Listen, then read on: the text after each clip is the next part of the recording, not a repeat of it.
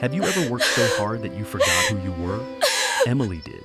A quiet girl in a tiny laundry shop, invisible to everyone, I was even worried to for a second. herself. But one night, a Don't stranger be. showed her a secret I'm right here garden with where you. music, laughter, and freedom lived. Her voice, once silent, rose higher than the city lights, until pride made her fall.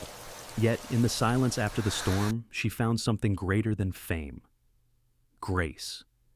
Because sometimes God breaks us, just enough to let the light in. Stay till the end. This story might just remind you what your heart's been missing. Rain drizzled softly over the sleepy suburb of New Jersey, the streets glistening beneath the dull glow of old street lamps. Inside, Creighton's laundry and press, the air was thick with steam and detergent. The rhythmic hum of washing machines filled the silence like tired breathing.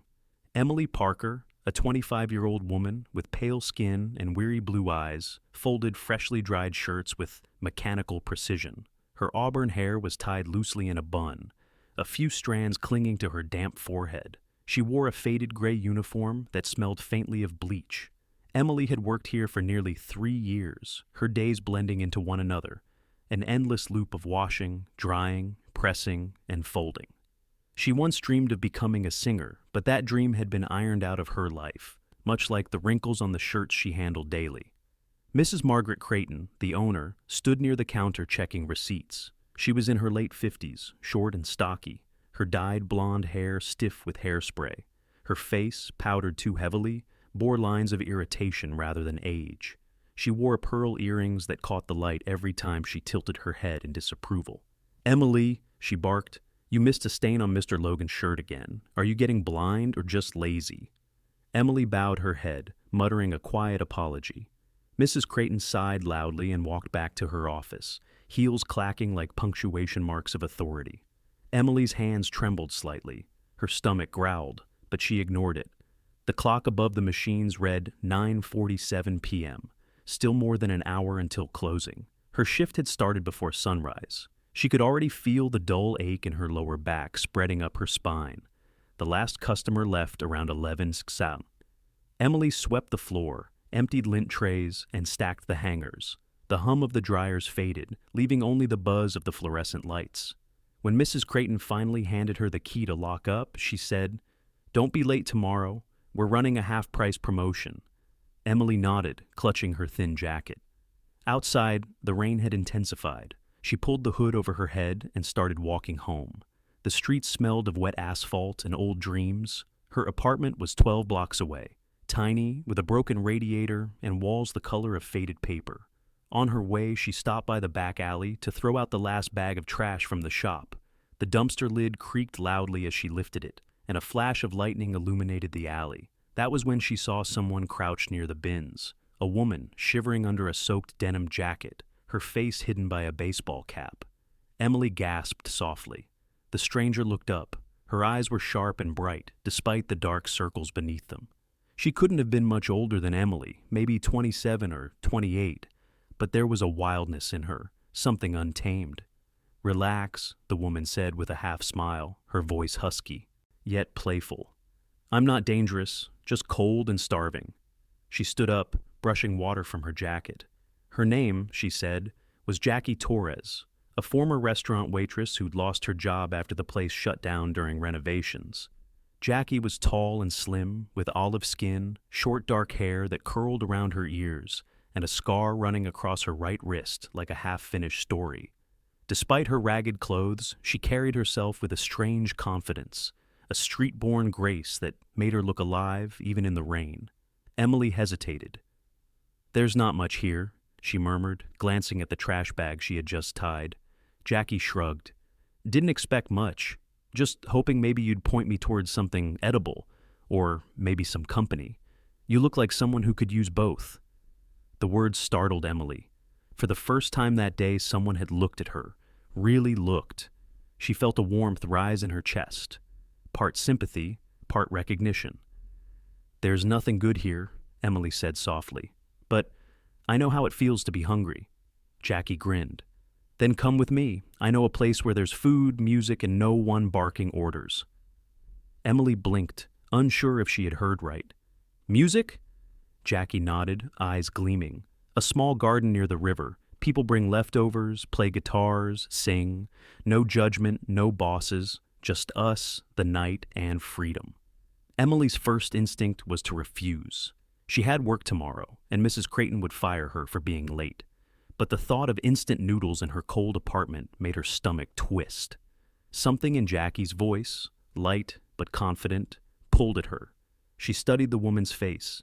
Beneath the smirk was a softness, a hint of loneliness mirroring her own. "All right," Emily whispered after a long silence. "But just for a while." Jackie's grin widened. "Atta girl."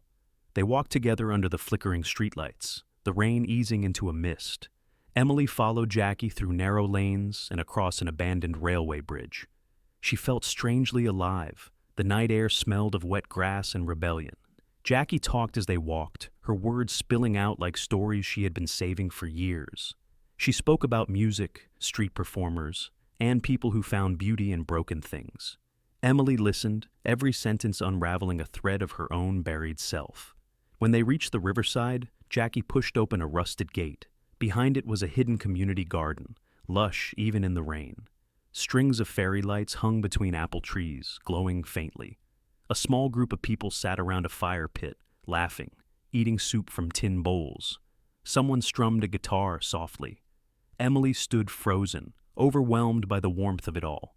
"See," Jackie said, gesturing proudly. "Told you, free food, free spirit." A young man with a beanie waved at them. "Jackie, you brought someone new?" Jackie winked. "Yeah, she's one of us. Now?" Emily smiled shyly and accepted a bowl of soup. The warmth spread through her hands and chest like a forgotten comfort. She hadn't eaten real food in days. The laughter around her felt unreal, like she had stepped out of her gray life into another dimension. As the night deepened, someone handed her a small tambourine. "Sing something," they urged.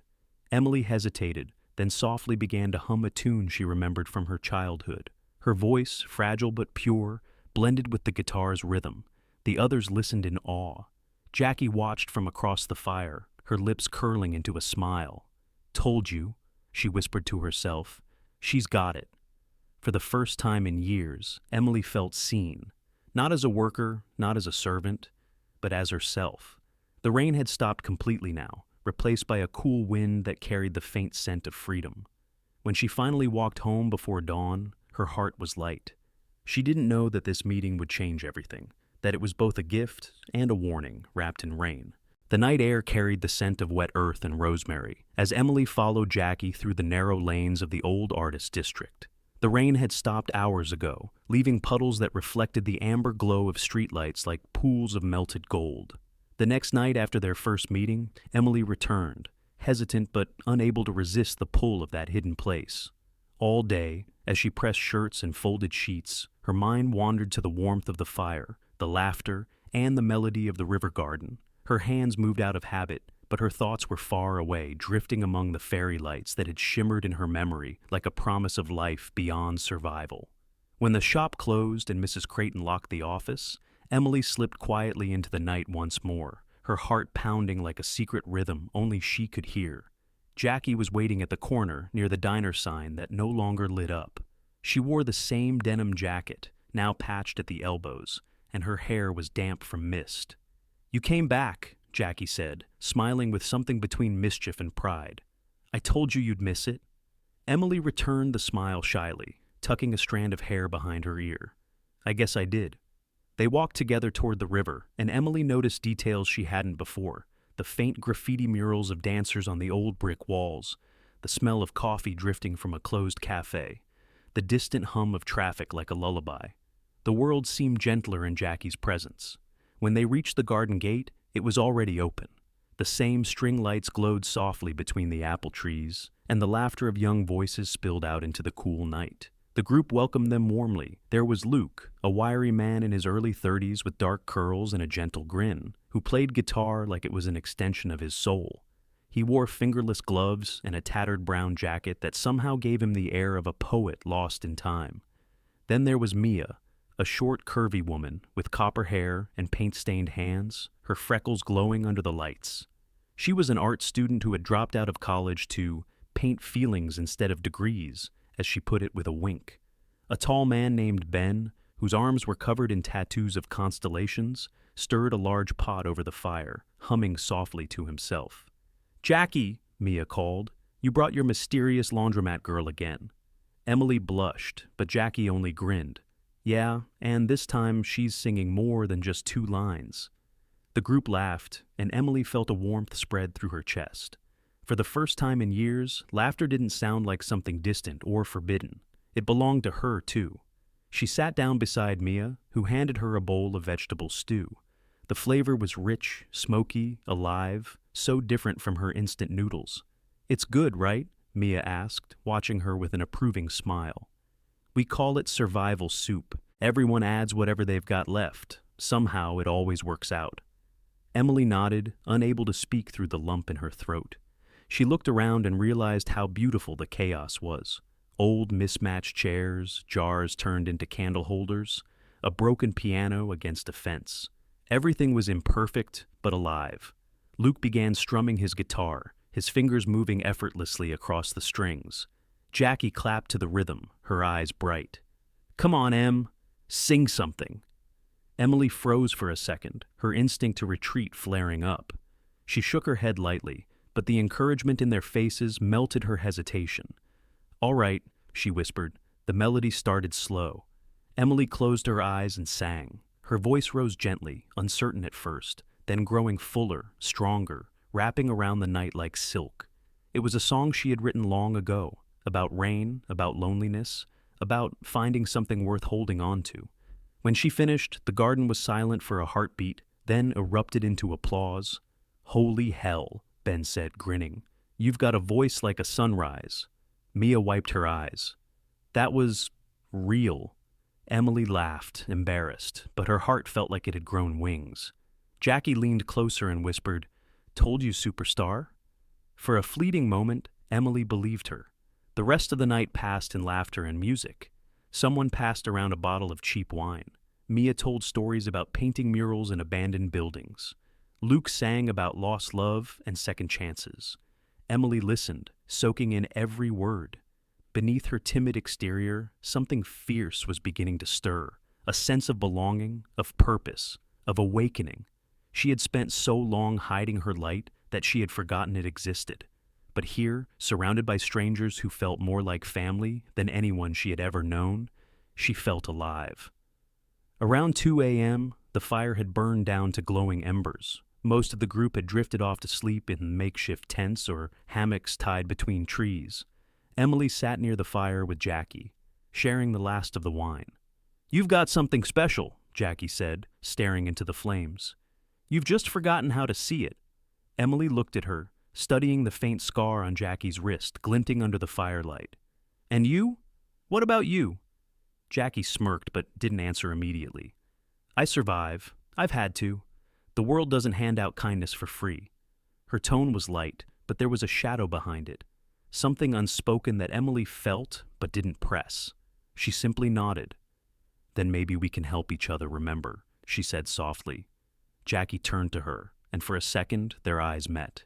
It was brief, but something electric passed between them. An unspoken pact, fragile but real. When Emily finally walked home that night, the first hint of dawn was brushing the horizon pink. Her feet ached, but her heart was buoyant. The laundromat walls didn't feel as suffocating the next morning. Even Mrs. Creighton's sharp voice seemed duller, fading under the echo of laughter and guitar strings in Emily's mind. She began to hum as she worked, her movements lighter, her reflection in the window less ghostly. Over the next few nights, she returned again and again. Each visit stitched a new color into her gray existence. Her cheeks regained their glow, her eyes sparkled with something long lost. She sang, laughed, and even helped Mia paint a mural at the garden entrance, a phoenix rising from ashes. Jackie watched her often from across the fire, her expression unreadable, part pride, part something deeper. One evening, as Emily finished singing a tune, Jackie raised her cup and said teasingly, "Careful, Em, keep this up, and you'll forget all about the laundromat. Might even end up on a stage somewhere." Emily laughed, a sound light and real. "Maybe I will," she said, surprising even herself with the confidence in her voice. Jackie's smile softened. "That's the spirit." But beneath the laughter, Emily felt a subtle ache, an awareness that this freedom was fragile, that dawn always came too soon. Still, as she walked home that night, the city lights shimmered like a promise. For now, that was enough. The night air was cool and restless, filled with the scent of rain that hadn't yet fallen. Above the city, the moon hovered pale and distant, a thin silver coin behind drifting clouds. The old riverside garden was alive with soft guitar chords and laughter as the small group of street performers gathered around the flickering fire barrels. Emily sat slightly apart from them, the golden light tracing her sharp cheekbones and the restless spark in her eyes. She felt alive, more alive than she had in years. That evening, her voice had risen above the group's humble stage, a patch of grass and broken stones, and soared into something beautiful. The others had clapped and cheered, their admiration sincere. Mia, the tall blonde violinist with freckled skin and soft blue eyes, had hugged her tightly. "You've got fire in you, Em," she said with a grin. "If I didn't know better, I'd say you were born for the big stage." Even Luke, who rarely praised anyone, had given her a subtle nod from behind his guitar. Emily's chest swelled with pride. For a brief moment, she imagined herself under real lights. No more alleyways, no more whispers of "not good enough." She imagined New York at her feet, her voice echoing against skyscrapers. The thought thrilled her. As the laughter died down and the others began to pack away their instruments, Emily turned to Jackie, her closest friend, and the quiet backbone of their group. Jackie was small and lean, with short chestnut hair always tucked behind one ear and a steady calmness that contrasted with Emily's fiery energy. She was the one who fixed the speakers when they broke, who handled the small donations the crowd gave them, who made sure everyone ate something before the night ended. "Jackie," Emily said suddenly, her voice charged with excitement, "I want to sing in the city center, Times Square, right where everyone can hear me, not just here, not just for a few drunks or lost tourists." Jackie froze, a faint crease forming between her brows. "Times Square?" she repeated, setting down her bag slowly. "Em, that's not allowed. They've got police and security everywhere. They don't let people perform without a permit." Emily laughed softly, tossing her hair back.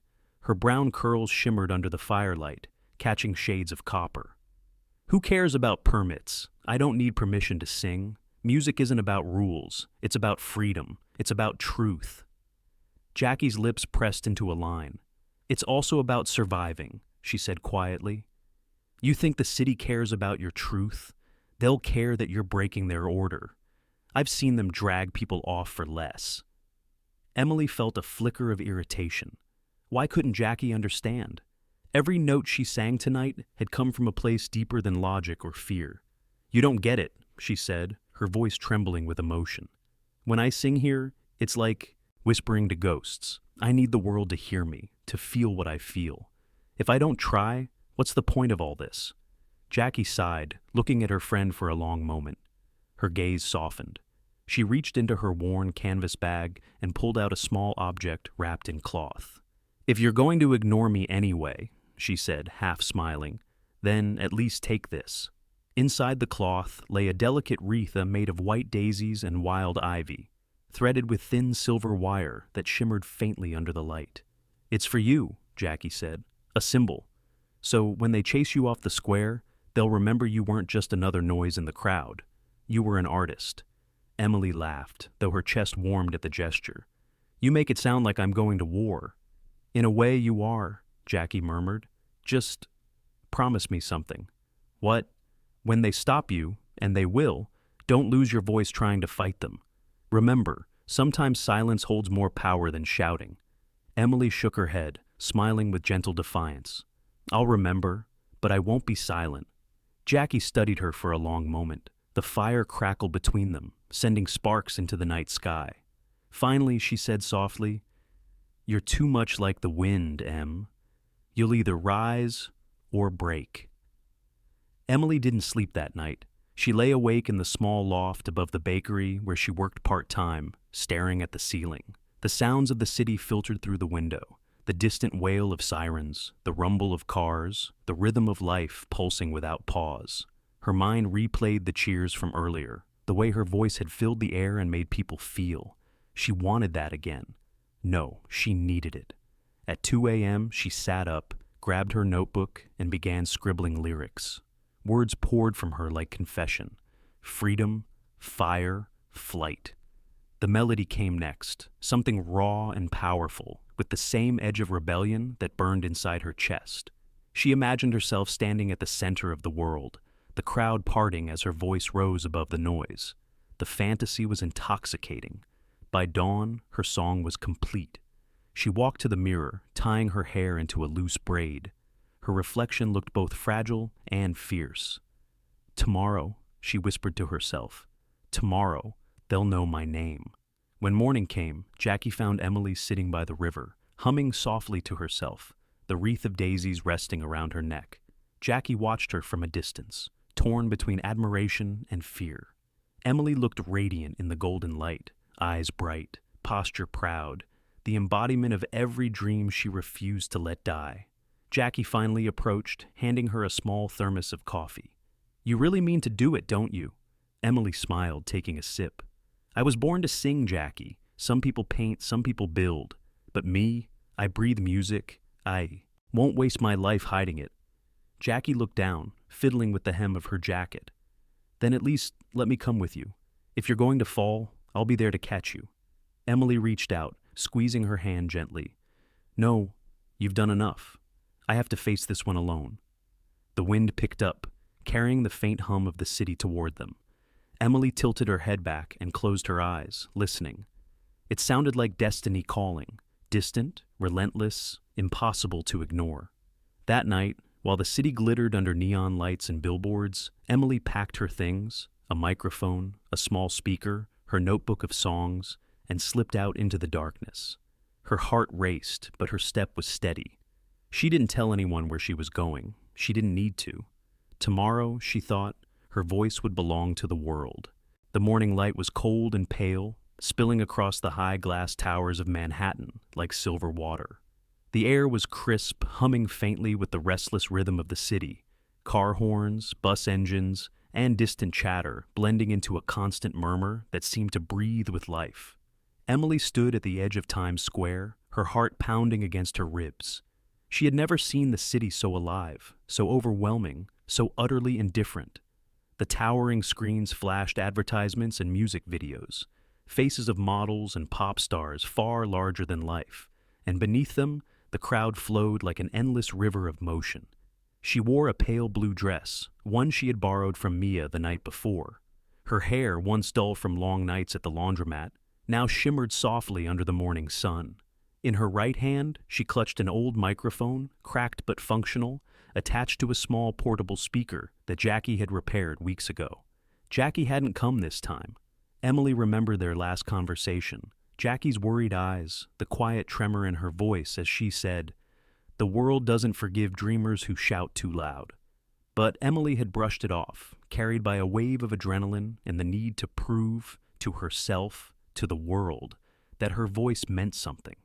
The first notes trembled as they left her lips, soft at first, then stronger, rising above the hum of the crowd. The sound carried, a clear, soulful tone that cut through the noise like sunlight through fog. Heads turned. A young man in a gray hoodie paused, his phone already lifting to record. Two teenage girls whispered to each other, smiling as the melody swelled. For a few fleeting moments, Emily felt weightless. The city listened. Her voice filled the air, wrapped around her, became her armor. "This is my voice," she thought. "This is who I am." But then a stern voice broke through the music. "Miss, you can't sing here without a permit." A tall security guard approached, his reflective vest gleaming under the lights. His name tag read, Officer Daniels. He was middle-aged, broad-shouldered, with short-cropped hair, and a kind of weary authority that came from years of enforcing rules no one respected. Emily didn't stop. She closed her eyes, her voice rising higher, louder. "This is my life!" she sang, the emotion raw in her throat. Daniels frowned and motioned to another officer nearby, a younger woman named Sergeant Rachel Quinn. Rachel was slim, with auburn hair pulled tightly into a bun and green eyes that carried both sharpness and fatigue. She approached with calm professionalism, her voice even. "Ma'am, you're disturbing public order." We'll have to ask you to stop immediately." Still, Emily sang on, her heart hammered. This was the moment she had dreamed of. The defiance, the spotlight, the world watching. "I've worked all my life to be heard," she thought. "They can't silence me now." The crowd began to grow, phones raised, murmurs rising. Some clapped, others laughed. The music of her voice clashed with the metallic noise of the city. Daniel sighed. "Okay, that's enough." He reached forward, placing a firm hand on her arm. Emily pulled away, clutching her microphone tightly. "Don't touch me! I'm singing!" she shouted, voice trembling with desperation rather than pride. The crowd gasped. Rachel stepped closer, lowering her tone, trying to reason with her. "We don't want to hurt you. Please, stop for a moment. Let's talk." But Emily didn't hear her. She had entered a trance, a storm of adrenaline and wounded ego. In her mind, she wasn't in Times Square anymore. She was in that dim laundromat, surrounded by humming machines, her dreams crumbling one wash cycle at a time. Now she was free, and she wouldn't go back. The next moment blurred. Daniels grabbed the speaker's cord. Emily struggled, her foot slipped, and the microphone crashed to the ground, splitting open.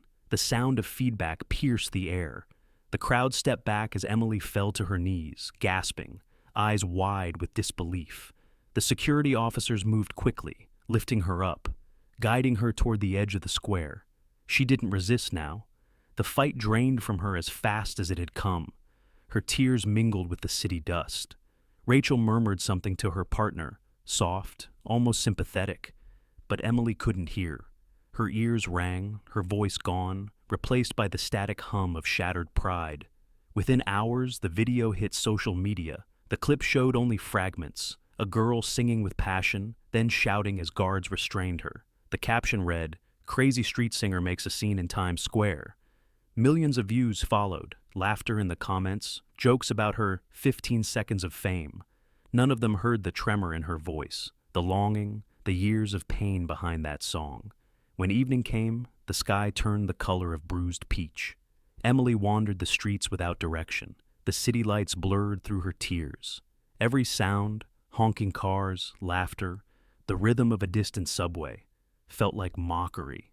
She made her way back to the riverside garden, hoping for comfort, for Jackie, for the warmth of the fire. But the gate was closed, the fairy lights were dark. On the wooden bench near the entrance lay a folded piece of paper, held down by a smooth river stone. She picked it up with trembling fingers. The handwriting was unmistakable, Jackie's messy scrawl. "People who listen never lose their voice," it read. "They keep their soul." The words hit harder than any shove or insult. Emily sank to the ground, clutching the note. Images flooded her mind. Jackie's teasing smile, the warmth of the fire, Luke's guitar, Mia's laughter. She saw the moment she had brushed aside Jackie's warning, convinced that singing louder was the same as being heard. But now she understood. There was no freedom in shouting at a world that had already turned away. True freedom came from connection, from listening, from understanding the rhythm of silence. The garden felt emptier than ever. A cold wind swept through, rustling the trees. Emily pressed the note against her chest, whispering through the quiet, "I should have listened." Her voice cracked, no longer strong, but soft and human. She stood, wiping her tears, and turned toward the city lights again. Somewhere out there, Jackie was walking the same streets, perhaps watching her from afar, hoping she'd learn what pride had made her forget. Emily walked slowly, her steps heavy but steady. She had fallen, yes, but in that fall she had finally heard the echo of truth she had always ignored. The morning light in early spring stretched softly across the park, turning the wet grass into threads of silver. A gentle wind brushed through the trees, carrying the faint hum of the city. A reminder that even in calm, life never truly stopped moving. Emily sat on a weathered bench near the fountain, tuning a second-hand acoustic guitar whose varnish had begun to peel away. She wore a simple gray cardigan and a pair of faded jeans, her brown hair now cut shorter, curling slightly at the ends. Her face looked older, not from years but from experience. A calm steadiness had replaced the fierce restlessness that once burned in her eyes.